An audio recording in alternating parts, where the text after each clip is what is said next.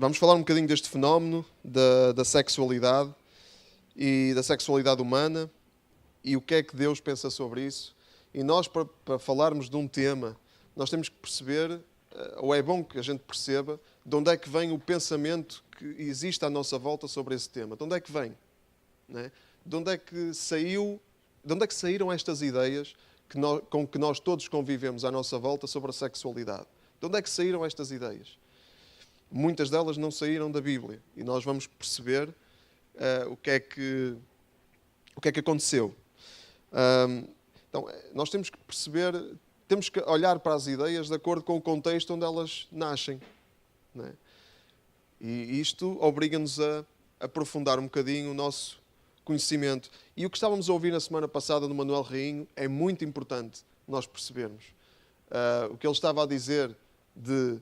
Quando nos perguntam, mas porquê que coisa é essa de sexo só depois do casamento? Que coisa é essa? Porquê?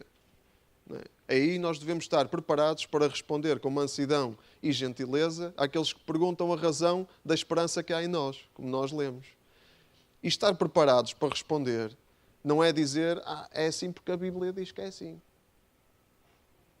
Porque se as pessoas não acreditam na Bíblia, não é? Primeiro vamos ter que provar que a Bíblia é verdade, para então dizermos a Bíblia diz, por isso é verdade. Não é? Quer dizer, nós não podemos argumentar com alguém, quer dizer, podemos, mas não nos vai fazer ficar muito bem na fotografia. Não é? Porque quem diz eu acredito porque a Bíblia diz, é porque provavelmente nunca pensou nisso. Acredita, porque está lá escrito, então eu acredito. E há coisas que, de facto, nós acreditamos porque a Bíblia nos diz e nós temos fé e então acreditamos. Mas para quem não tem fé, temos que dar um bocadinho mais. Temos que explicar as coisas. Porque, de facto, se a Bíblia diz alguma coisa, se Deus pensa alguma coisa sobre alguma coisa, é porque Deus tem razões para pensar assim sobre alguma coisa. Porque Deus não é por acaso. Quer dizer, Deus não faz as coisas por acaso. Ora, agora, Deus a pensar, eu agora hoje vou fazer assim uma lei assim, só para dificultar a vida à malta. Não vai... Olha, hoje vou fazer esta lei. Não vão poder ter sexo a não ser depois do casamento. Acham que Deus age assim? Deus não age assim. Não é? E nós hoje vamos perceber um bocadinho porquê. Porquê é que Deus pensa aquilo que pensa sobre a sexualidade. E porquê é que Deus nos diz aquilo que nos diz sobre a sexualidade. E vamos tentar não ficar pela ponta do iceberg. Vamos tentar perceber um bocadinho o que é que está lá na profundidade. E vamos falar de 4 pontos muito importantes, que são fundamentais. E o primeiro serve para qualquer tema, não é? Quando nós afirmamos alguma coisa, temos que nos perguntar, hoje em dia, mais do que nunca, temos que nos perguntar: a verdade existe? Vocês não instalaram o tipo de letra, estava na pen. Pois é. A verdade existe? Estamos a afirmar alguma coisa. Hoje em dia há quem diga que a verdade não existe. Então temos que fazer esta pergunta. Não é? Não existe nenhuma verdade, a verdade é o que cada um constrói.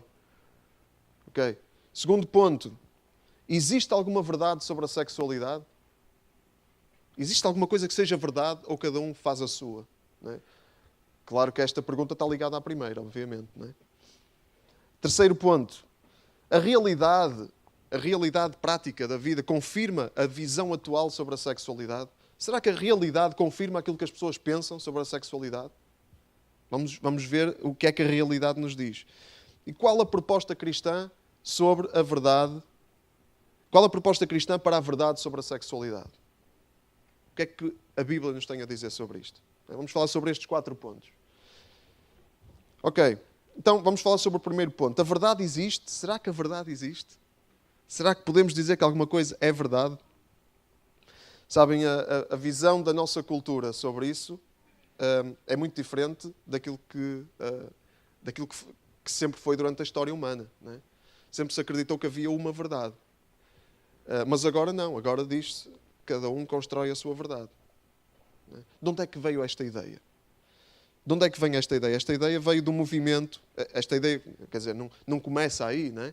Mas há um movimento no século XVIII, que é o Iluminismo, em que uma série de filósofos, uma série de autores, uma série de estudiosos, e tudo isto começa nas universidades, atenção, tudo isto começa nas universidades, estas ideias, começam a avançar a ideia, fruto também de algumas coisas do passado, de que não há uma autoridade divina, não há uma autoridade transcendente. Não é Deus a medida das coisas. A medida das coisas é a nossa razão. A razão humana. A razão humana passou a ser a medida de todas as coisas. Passou a ser Deus. Se nós queremos perceber se alguma coisa é verdade, antes ia-se às Escrituras. Né? Ia-se ao que a Igreja dizia. Ia-se ver o que é que a Igreja dizia sobre as Escrituras. Depois do Iluminismo, quando se pergunta se alguma coisa é verdade, vamos analisar a questão racionalmente e vamos perceber se é verdade ou não. Certo? E este movimento deixou muitas marcas. Deixou muitas marcas. E deixou esta ideia. Deus já não é o centro da realidade. O centro da realidade é a razão humana. E a visão da verdade nos nossos dias segue este raciocínio. Isso está ou não está? Se não, deixa lá. Pá. Deixa lá. A visão da verdade nos nossos dias segue este raciocínio. Então, para resumir aqui. Deus não existe nenhuma autoridade suprema. Ou se Deus existe, está longe e não tem nada para nos dizer. Criou o universo, foi-se embora e deixou isto a funcionar. E a nós é que temos de dizer o que é verdade. Então, por isso cabe aos seres humanos ser o centro da realidade. Agora, o ser humano é que é o centro da realidade, é que diz o que é verdade, o que é que não é. É a nossa racionalidade que nos ajuda a construir isso. Isso significa que a verdade não é recebida, é construída. Somos nós que construímos. Antes a verdade era recebida de um Deus, de uma fonte transcendente. Agora não. Somos nós que construímos à nossa maneira, de acordo com aquilo que nos parece racional. Então, se não há uma autoridade suprema, e a nossa razão é que é a medida das coisas, nasce daqui outra ideia. Então, se a razão humana é que é a medida das coisas, e já vimos que a razão, e depois, durante a história, o homem foi percebendo que a razão humana, de facto, não é credível, né? Ou não é fiável, não é 100% fiável, para onde é que nós saltamos? Se a razão humana, aquilo que nós construímos, não é 100% fiável, então, porquê é que a minha construção é inferior à construção dos outros? O que é que porquê é que a sociedade me vai dizer a mim aquilo que é verdade se eu tenho a minha própria visão da verdade? Daqui nasce esta ideia de que toda a verdade é relativa. É uma consequência lógica, não é? Porquê é que há uma... Se não há uma autoridade suprema, então a razão humana também não é uma autoridade suprema. Eu posso construir a minha verdade. Eu posso construir os meus valores. Eu posso construir e ninguém me pode vir dizer a mim que a construção alheia é melhor do que a minha. Ninguém pode. Percebem? Porque o conceito de autoridade foi minado. Se nenhuma autoridade é fiável, então cada um por si. Cada um constrói à sua maneira. Avançando aqui.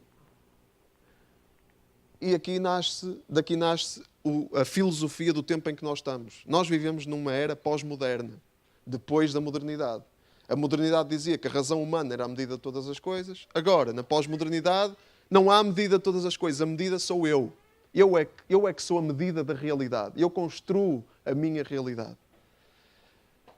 Não sei se estão a ver ou se estão a conseguir identificar algumas ideias que nós vemos hoje que são fruto disto. Já vamos falar da sexualidade e já vamos perceber de onde é que vêm muitas ideias sobre a sexualidade. É exatamente desta ideia que não há uma verdade. Não é? Então, será que a verdade existe hoje em dia? A visão da sociedade, da nossa cultura é que não. Essa é a visão da nossa cultura. Não existe nenhuma verdade. Fruto deste processo histórico. Não é? Isto demorou séculos a construir, a chegar a esta ideia. Não é? Hoje ouvimos as ideias que ouvimos, não é por acaso. Isto foi construído durante séculos. Existe alguma verdade sobre a sexualidade humana? Esta é a pergunta seguinte. Claro, se a resposta à primeira pergunta é negativa, então nem faz sentido sequer fazer a segunda. Mas nós vamos fazer a segunda porque acreditamos que a resposta à primeira não é assim, que não está já decidido. Não é? Vamos ver se existe alguma verdade sobre a sexualidade humana. E se existir alguma verdade sobre a sexualidade humana, se calhar isso vai nos mostrar que afinal existe verdade. Mas vamos já ver. Vai-nos ajudar a responder à segunda. Vamos analisar também esta questão. Como é que é vista hoje a sexualidade? Está ligado à forma como a verdade é vista. A sexualidade não é recebida. Não é algo sagrado. Não se recebe uma verdade sobre a sexualidade de nenhuma fonte. Esta é a forma como é visto hoje. Ninguém nos diz. Somos nós que temos de construir. É construída a sexualidade. Por isso a sexualidade não é transcendente, não vem de nenhuma fonte transcendente, não vem de nenhum Deus, não vem de nenhuma entidade sobrenatural. É biológico, é algo biológico. Os seres humanos são seres com uma dimensão sexual porque evoluíram assim. Ponto. Né? Então, isto é algo biológico, é uma necessidade. Né? É uma necessidade fisiológica. É destinada ao prazer individual. Porque enquanto se vê a sexualidade como biológica, é uma coisa. Mas hoje em dia já não há a função biológica da sexualidade também está muito fraquinha. Não é? O que é a sexualidade? Já não é para reprodução, como era há umas décadas atrás. As coisas estavam ligadas de uma forma que não se podiam desligar, porque não havia contraceptivos. Então a sexualidade era praticamente igual à reprodução. Mas claro que sempre houve esta dimensão do prazer na sexualidade. Mas hoje praticamente é só isto. Não é? É algo que existe para o prazer do indivíduo. E cada um se deve realizar sexualmente da maneira que for melhor para si. Certo? Então, e por isso, a conclusão é que a sexualidade não está sujeita a uma verdade moral. Não existe moralidade sobre a sexualidade. Não é? E ai de quem venha querer impor a sua moral à sexualidade alheia. Ai de quem? É intolerante. Não é? Porque está a tentar dizer alguma coisa sobre a sexualidade alheia e não tem nada a ver com isso. Ok, então este é o sexo no pós-modernismo, na nossa era atual. E o eu é o centro da sexualidade. Sou eu. Não interessa quem está à volta. Eu é que me tenho de realizar sexualmente da maneira que for melhor para mim. Esta é a visão. Então, resumindo esta nova visão sobre a sexualidade, é esta a ideia, são estas as ideias. Deus não existe nenhuma autoridade suprema, nós somos nada mais que uma espécie animal e devemos ver a sexualidade como algo primariamente sensorial. Tem a ver com as nossas sensações. Não é sujeito a qualquer verdade moral. Esta é a ideia. Então temos que perguntar o que é a sexualidade e o que é que as pessoas hoje pensam sobre o que é a sexualidade. Particularmente interessa-nos aqui o que é que as novas gerações estão a aprender sobre a sexualidade. Porque nós aprendemos uma série de coisas. Não é? Eu não sou muito velho, nem tenho muita experiência, não é? Vamos dizer assim, que fica melhor. Não é? Tenho quase 40 anos, mas eu lembro-me que aprendi coisas muito diferentes daquilo que se aprende hoje. Não é? Mas o que é que hoje... Qual é o fruto destas ideias nas novas gerações, que já nascem submergidas nestas ideias? Vamos ver aqui um vídeo. Vídeo número 1. Apaguem só aqui as luzes do palco. Espero que todos consigam ver as legendas, se não há lugares aqui à frente para quem não conseguir ver as legendas. É o castigo para quem fica lá atrás, estou a brincar. Apaga mesmo as do palco.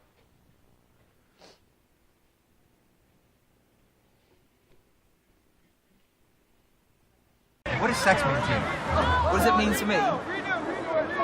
Depends on the situation, but It's just it's a commodity, really, isn't it, nowadays? It's part of coming now, today sex is all about fucking getting it in.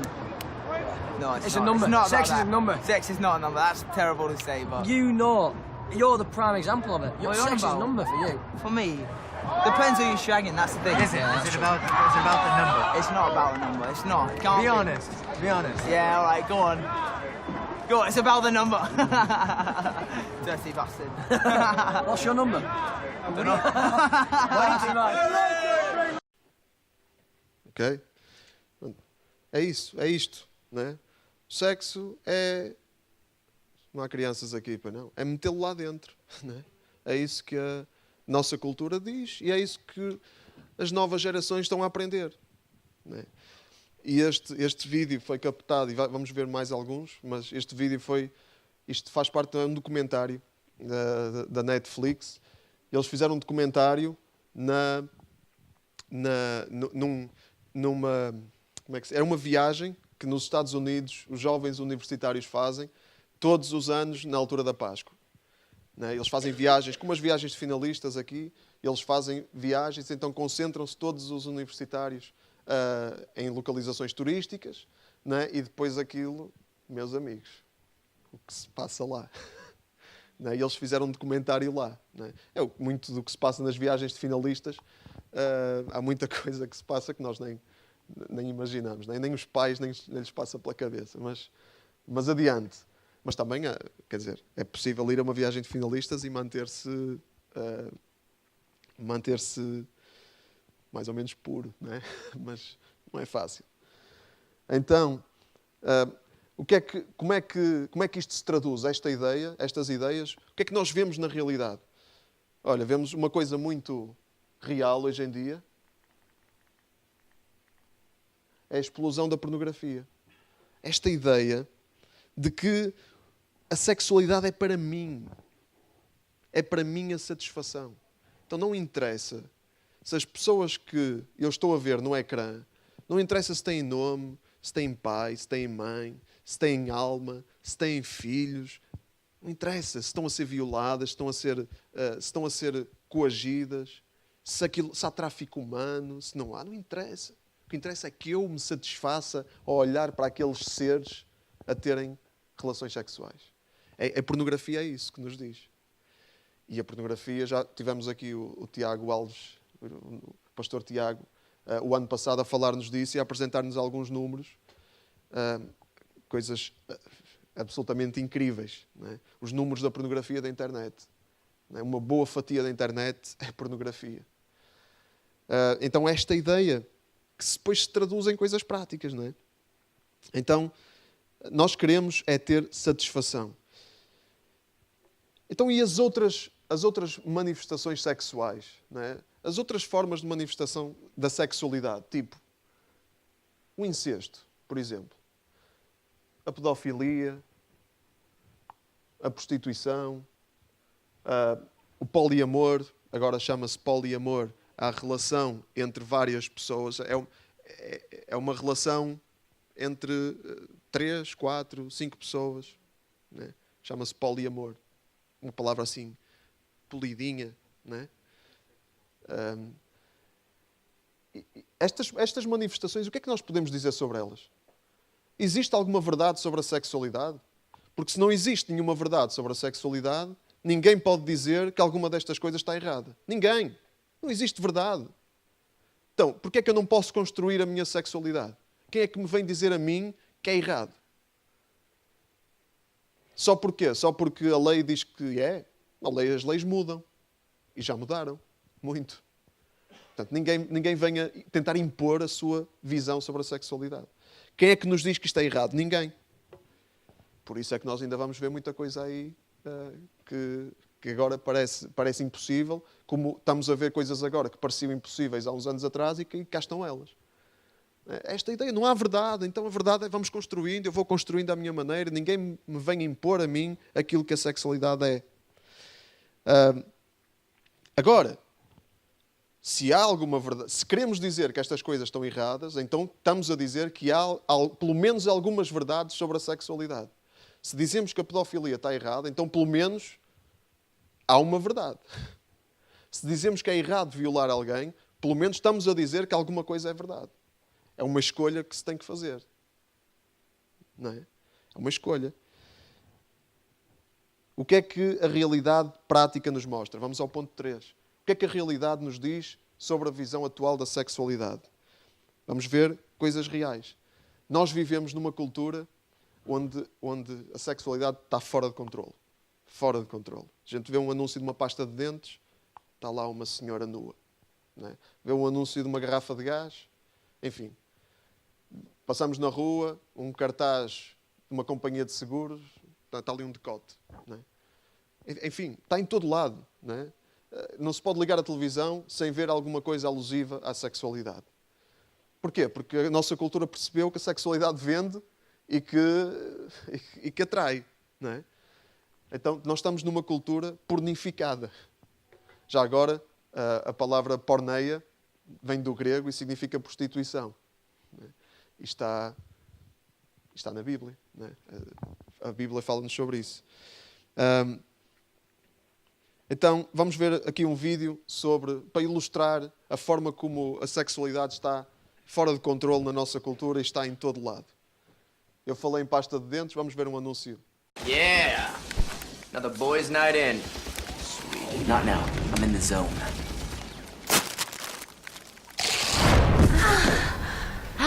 Doritos. Yummy.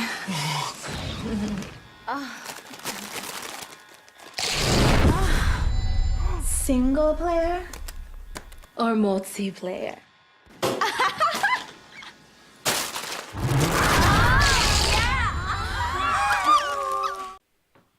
Sim, não é?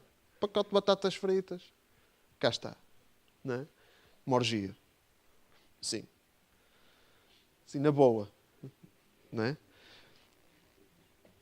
E a qualquer momento ligamos a televisão, não podemos não ver algo assim, mas vemos outras coisas. Não é? Vemos outras coisas. Vamos ver outro vídeo que faz parte daquele mesmo documentário e que fala um bocadinho sobre este descontrole em relação à sexualidade na nossa cultura. É o vídeo número 3. We live in a Kim Kardashian sex tape world, right? There is no line anymore. She's became famous off of a sex tape. That's what our generation's built on.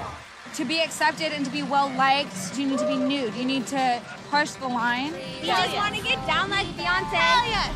Assume the position, girls.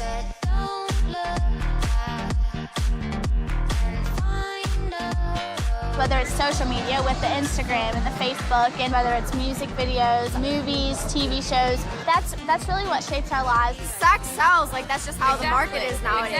Exactly. Softcore porn really is everywhere. 50 Shades of Grey is softcore porn. I watch porn, she watches porn, he watches porn, because that's what it's about.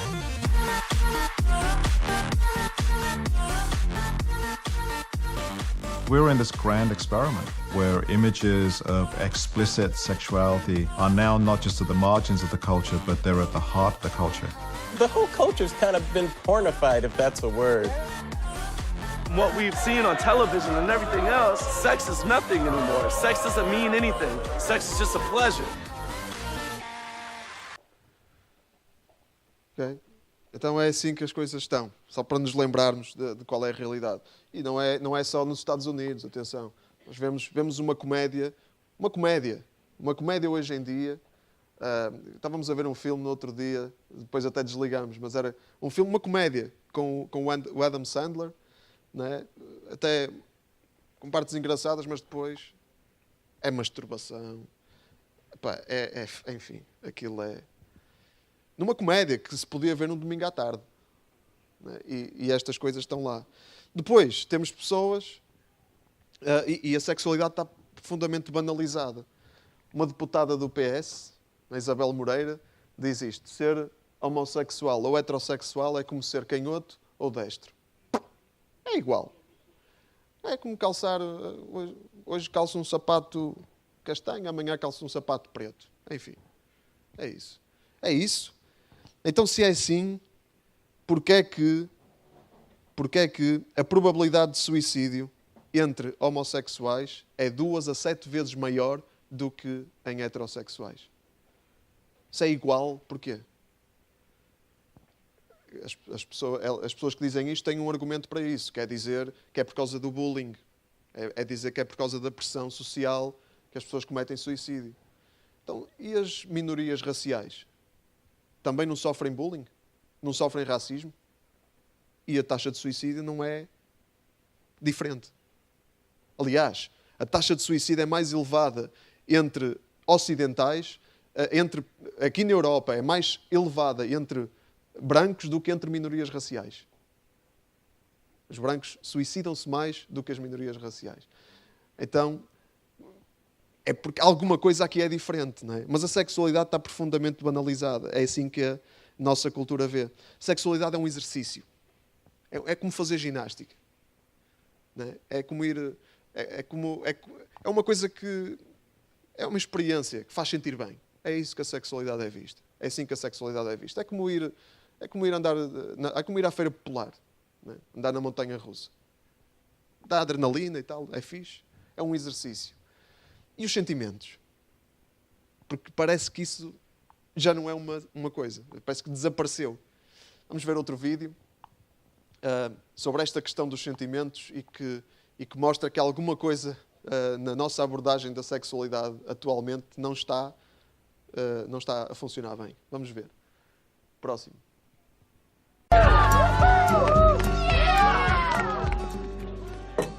Thank you. I don't get my own milkshake. No, it's 1 milkshake, 2 straws. That's what makes it special. But I'm so hungry. We have dinner later. Didn't you read the itinerary? You're gonna get more shake. You have a bigger mouth. You have a pretty big mouth. Oh, easy.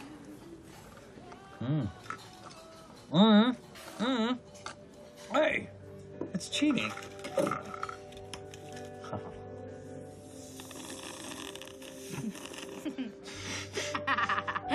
Sorry.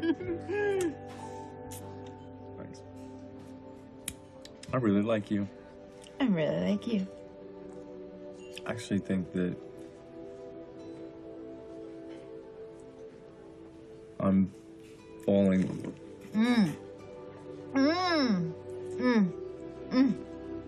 You can have the rest.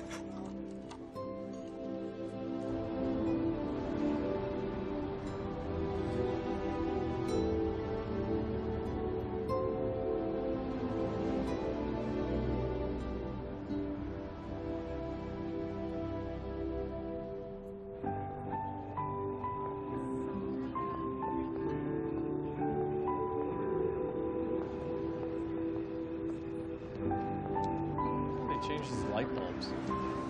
Must be a nightmare. Adam? Oh, here. You want your cup? You cool? I can't do this. Could you please take me back to work? No. No, that's not the deal. The deal is that we're going to walk around and we're going to look at the twinkly lights and then... Why are you messing everything up? That's what people do. Emma, they buy each other flowers and they go to museums and they You don't... know me. This stuff freaks me out. It's fake.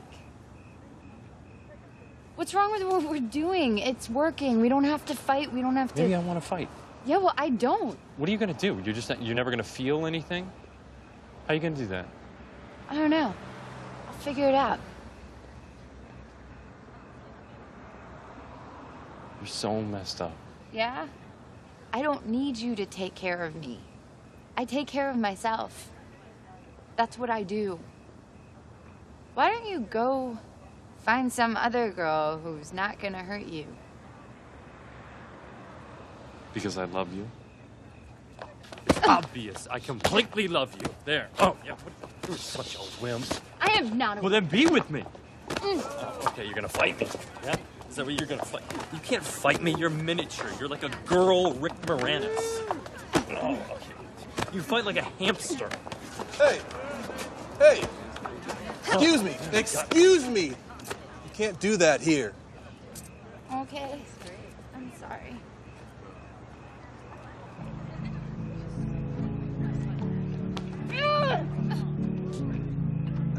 Alright, you're out.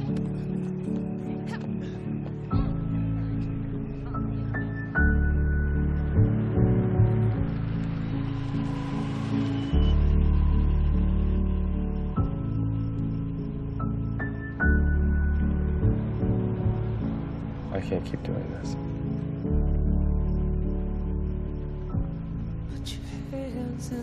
I'm not gonna see you again. I know. That makes sense. Hands to the light. Watch the light Why? come through, and I will let you go, and I will let you go. Então, este filme chama-se No Strings Attached. Eu não sei qual é o título em português, mas é tipo Sem Amarras. Né? Eles tinham um acordo, não é? Iam só fazer sexo sem mais complicações. Só sexo. Não é? Só que parece que não funciona.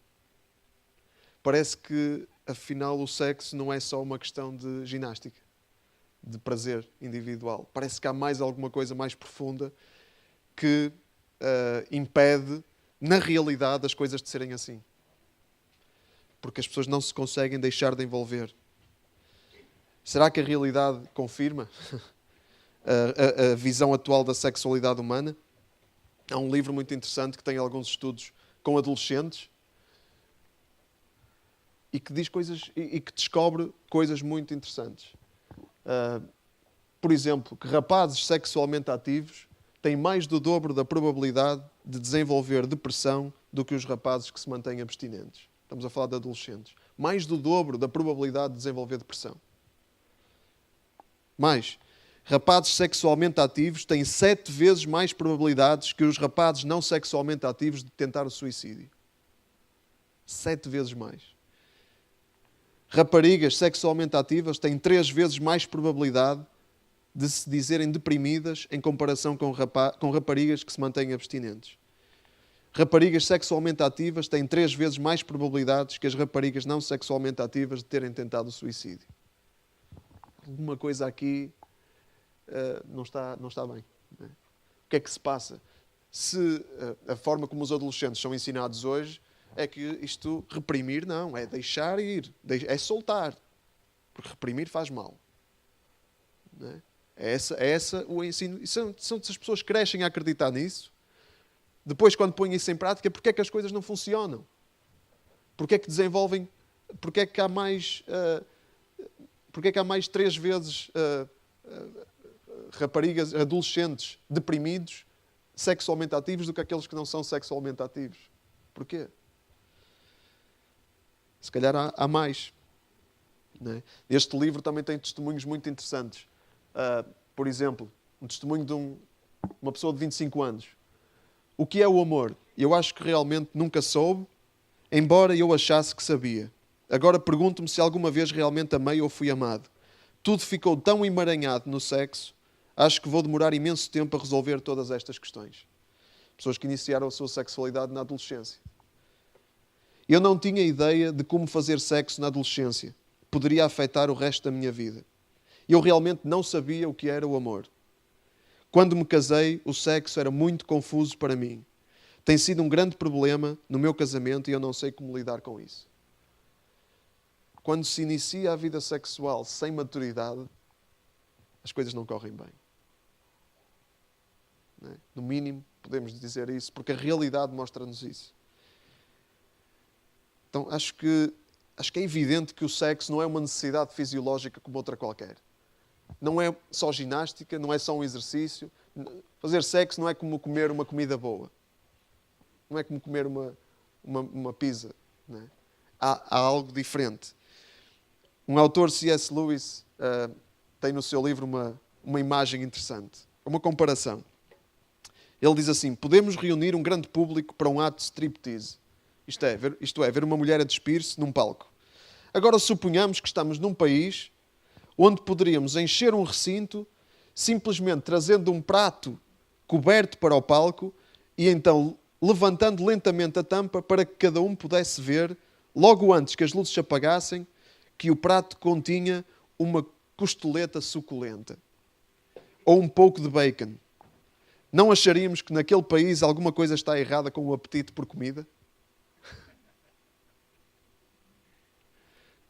Não é?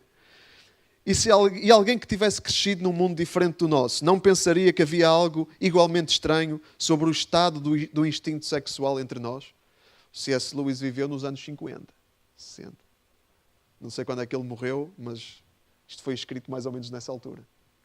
Portanto, não sei o que é que ele diria se estivesse hoje vivo. Mas claramente há alguma coisa diferente.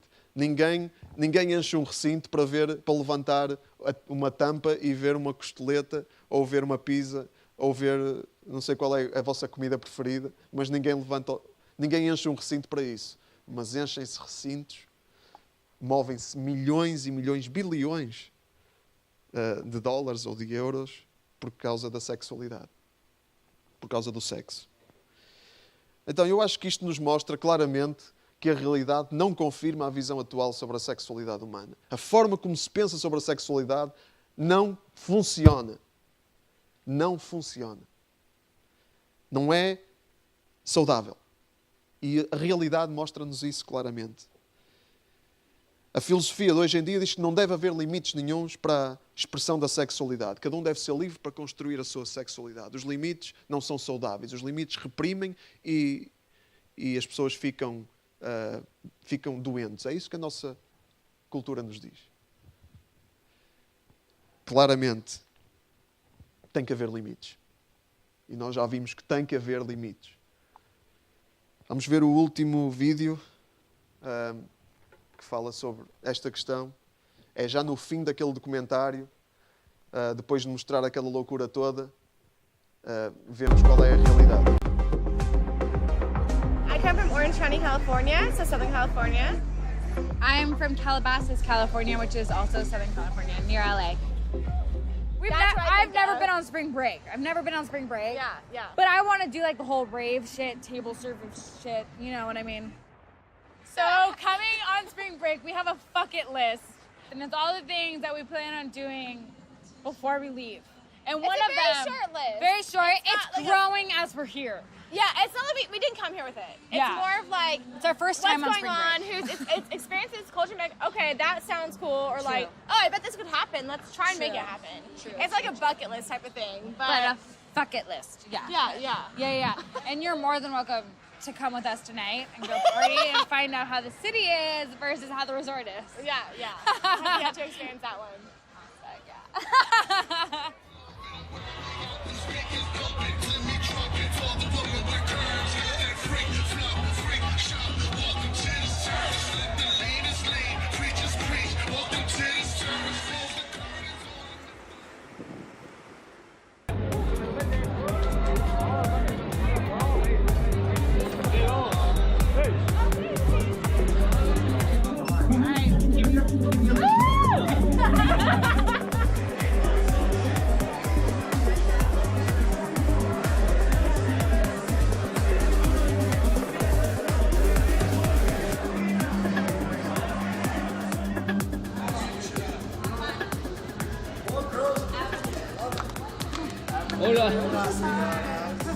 So we were involved in a bikini dancing contest, and he started like spraying us with like oil.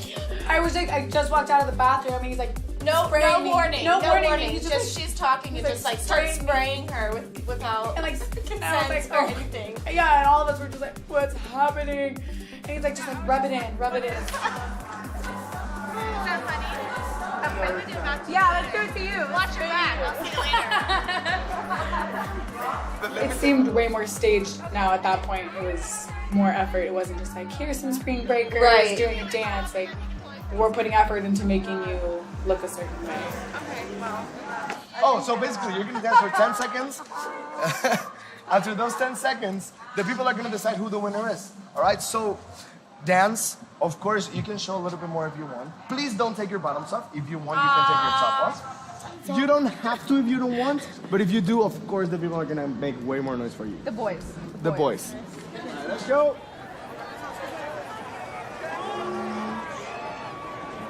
In the beginning, it was kind of excitement. Then it turned to anxious, kind of stressed. Didn't know what was going to happen. It was just so many people. It was very intimidating at that point. So we're gonna start right now with our bikini contest. We got 1, 2, 3, 4, 5, 6, 7, 8 girls that are gonna dance for all of you. All right, so we're gonna go with contestant number. What's contestant number 1? All right. So, Senorita, your name and where you're from? My name is Kitty and I'm from California.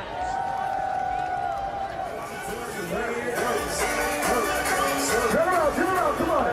Shake that ass, and shake it, girl. And 3, 2, 1. Okay, hold on. I just need them to see exactly what I saw. So turn around and do like this. All right, that's all. Everybody give it up for contestant number 1. Come on.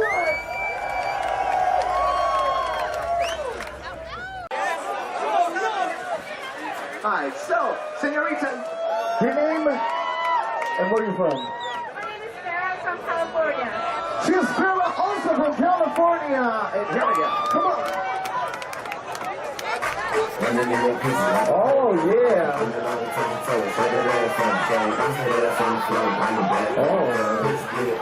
Come on, go shit.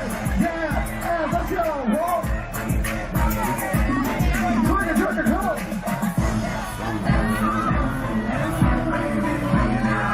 Now, I have a question. Do you want to see her take her top off? So everybody say, come on, say. Everybody say. All right, let's do it really fast, come on. 1, 2, and 3. We'll do it at the same time. Come on. All right, DJ.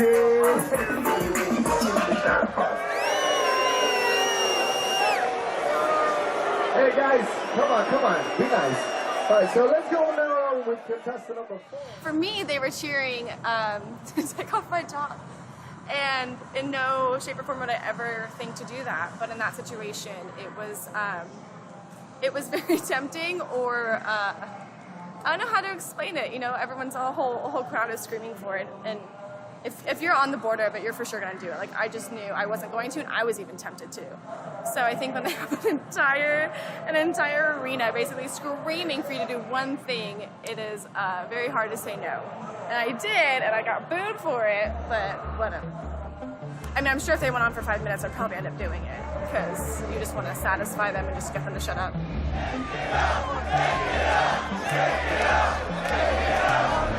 Come on. They're asking for it. You wanted to win, right? They already made a lot of noise for you, so let's do it one more time. Come on. 1, 2, 3, go! Come on, go! All right, so everybody give it up for contestant number 5.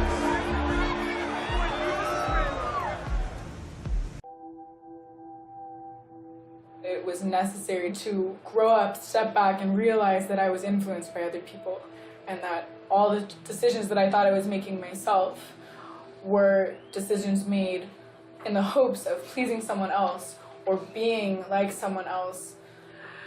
It's kind of sad, especially because right now my sister's 13. And I'm just hearing all of us go through this. I don't want her to be pressured. I want her to do it herself, and I want her to feel strong, and I want her to make her own choices. I want her to know she's beautiful. I don't want her to base her worth on other people.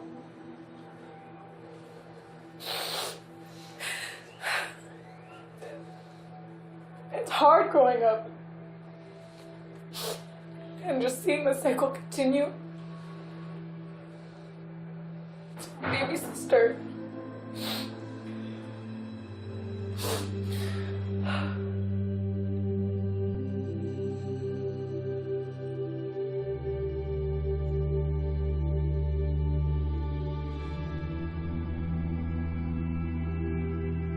I think in the heart of a woman, we want to be seen as truly beautiful, someone to be treasured and lifted up. And we're hoping, constantly hoping, that someone will not exploit, not degrade, but treasure who we are, who we really are. And that's at the heart of all of us. We all need to be known, to have human connection, to be seen, and to still be loved in that place. If we're keeping parts hidden or just displaying one thing or compartmentalizing our life, it's preventing us from being liberated in who we are in our fullness. There needs to be a resurgence in our culture that values humanity, that values a man, that values a woman for their entirety of mind, body, and soul. That process starts with me, and it starts with you.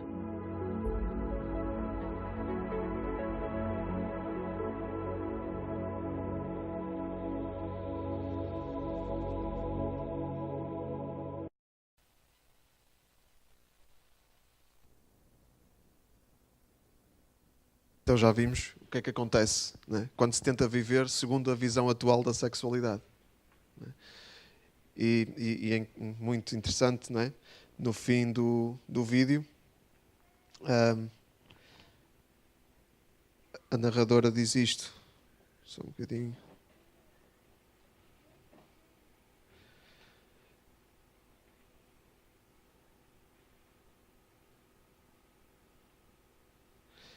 Tem que haver um ressurgimento na nossa cultura de uma visão que valorize o homem, que valorize a mulher pela totalidade da mente, corpo e alma. Onde é que a gente vai buscar uma visão assim? Onde? Onde é que vamos buscar uma visão que valorize plenamente o ser humano?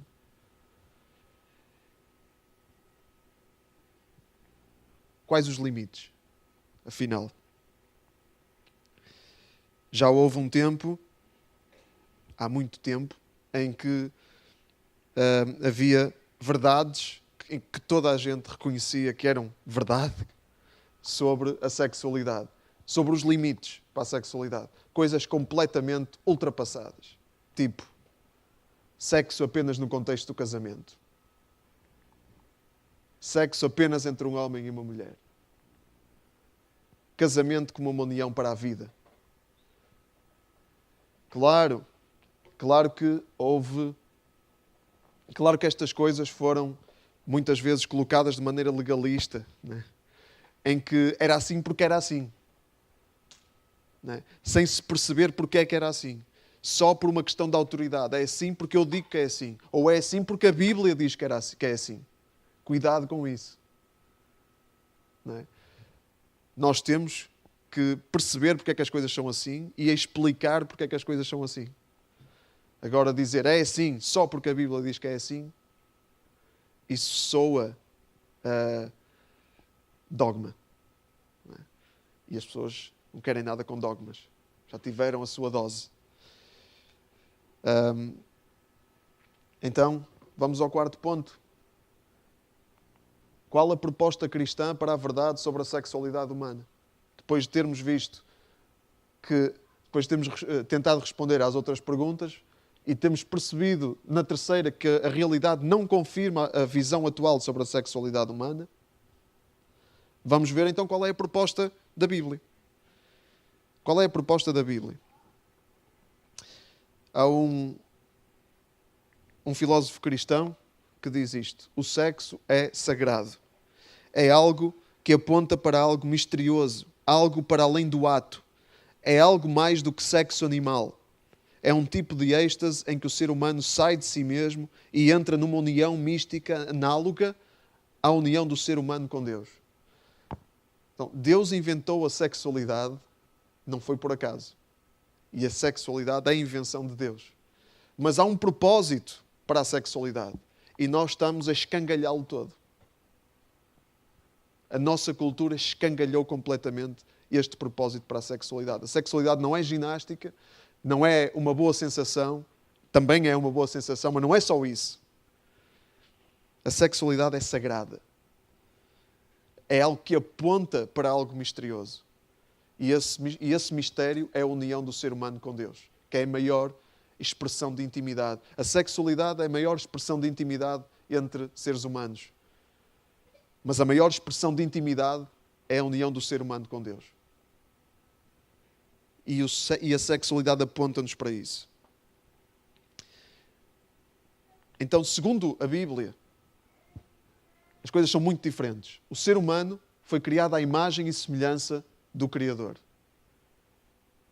À imagem e semelhança do Criador. Por isso, o ser humano... Mas o ser humano está alienado do Criador, claramente, e a buscar transcendência numa sexualidade só sensorial. As pessoas... A sexualidade é esta loucura, porque as pessoas sabem que na sexualidade algo incrível acontece. É um êxtase misterioso. Só que quando nós despimos a sexualidade do seu inventor, as coisas não correm bem. Pelo contrário, correm muito mal. A verdade existe, segundo a Bíblia, e a verdade impõe limites. Toda a verdade impõe limites. Agora, esses limites não são para nos castrar, não são para nos fazer viver infelizes. Pelo contrário, diz lá em João 15 que os mandamentos de Deus são para a nossa alegria. É para a realização do homem, não é para a castração do homem. Não é para o homem viver infeliz, é para o homem viver feliz. O problema é o legalismo e o dogma, é quando as coisas são apresentadas assim porque é assim. E não há uma pedagogia na coisa. Não se pode entrar por aqui, senão está-se a destruir o fundamento. Já estamos a terminar. Jesus falou de sexualidade. Na Bíblia, Jesus falou de sexualidade. O que é que Jesus disse? Faltava esta. A verdade liberta para uma vida plena e que se reflete na área da sexualidade. A verdade liberta e isso reflete-se na área da sexualidade. Mas o que é que Jesus disse? Jesus disse isto. Porém, desde o princípio da criação, Deus os fez macho e fêmea. Por isso deixará o homem o seu pai e a sua mãe e unir-se-á à sua mulher. E serão os dois uma só carne. E assim já não serão dois, mas uma só carne. Portanto, o que Deus ajuntar, não separa o homem. Então Jesus mostra-nos com esta passagem, mostra-nos o que é importante na sexualidade e quais são os limites. Quais são os limites, segundo a Bíblia? O que é que a Bíblia propõe? Macho e fêmea. União. O homem unir-se-á à sua mulher. Casamento. Relação sexual como uma união profunda em que os dois se tornam um só. E é para a vida. É um compromisso para a vida. Esta é a proposta da Bíblia.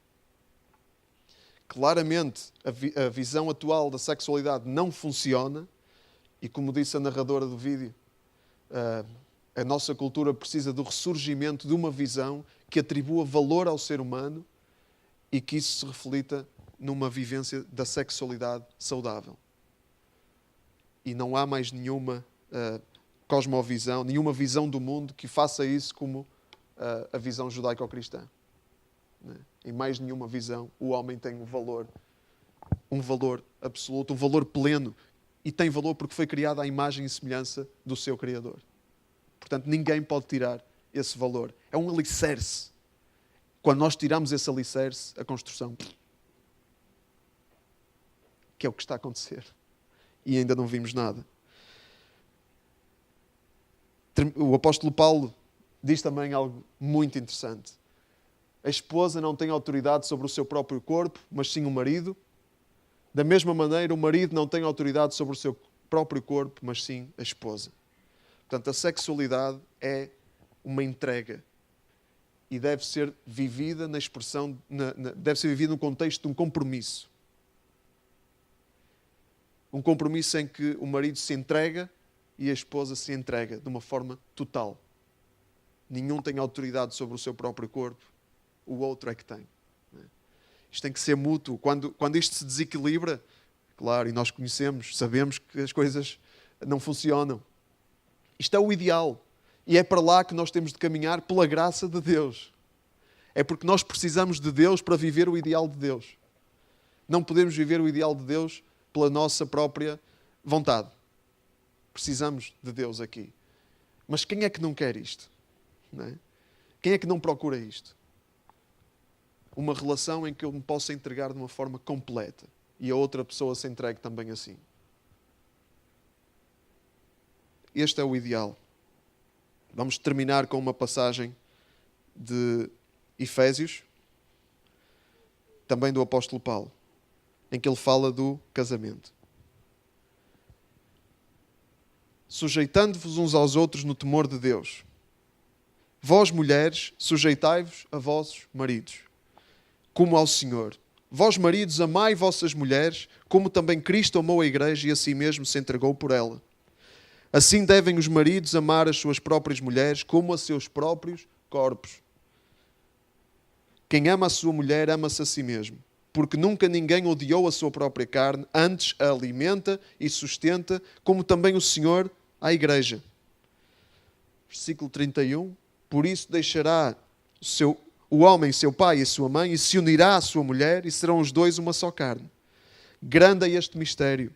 Digo-o, porém, a respeito de Cristo e da igreja. Assim também vós, cada um em particular, ama a sua própria mulher como a si mesmo e a mulher reverencia o marido. Então, aquilo que Deus instituiu como a sexualidade tem um significado mais profundo do que aquilo que é humano. Tem um significado divino, sobrenatural. E o casamento também. O casamento é uma sombra da união entre Cristo e a igreja. É uma união profundíssima. Porque diz a Bíblia que Cristo é a cabeça da igreja. Não é? E quando falamos de igreja, falamos de todos aqueles que são discípulos de Jesus. Não é? Significa que... mas na igreja há todo o tipo de pessoas que estão em pontos diferentes da caminhada.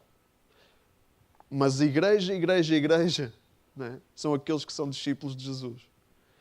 Porque são esses que estão unidos a Deus como a igreja, são esses que estão unidos a Deus como Cristo está unido à sua igreja. E é esta a proposta da Bíblia. Okay? É verdade que antes do iluminismo, o iluminismo aconteceu porque as coisas estavam muito erradas. A igreja não era um guia para as pessoas, era um opressor. Né? A igreja era um opressor e o iluminismo libertou as pessoas dessa autoridade. Antes do iluminismo já tinha havido a reforma protestante, né? que minou a autoridade da igreja católica. Minou a autoridade. E o iluminismo veio muito facilitado pela reforma protestante. Mas veio com uma razão. As pessoas chegaram ao fim da sua paciência para com uma igreja que só oprimia. Em vez de formar as pessoas, impunha a sua moralidade, a sua visão, de uma forma legalista.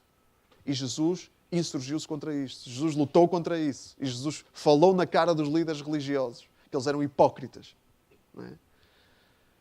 Portanto, as coisas não aconteceram por acaso. Mas nós mandamos mesmo o bebê fora com a água suja do banho. A nossa cultura fez isso. Mandou os princípios fora com aqueles que erradamente distorceram os princípios. E foram hipócritas. E chegamos a um ponto em que as novas gerações estão completamente perdidas no que diz respeito à sexualidade. E por isso são profundamente infelizes, porque a sexualidade é algo fundamental no ser humano. É tudo muito bonito nas luzes, não é? Como aquelas duas meninas. Não é? Muito bonito nas luzes, mas depois só fica vazio. não é? Só fica dor. Só fica sofrimento. Está apresentada a proposta. Aqueles que quiserem viver isto vão ser saudáveis, porque esta é a visão. Esta é a visão do Criador para a sua criação.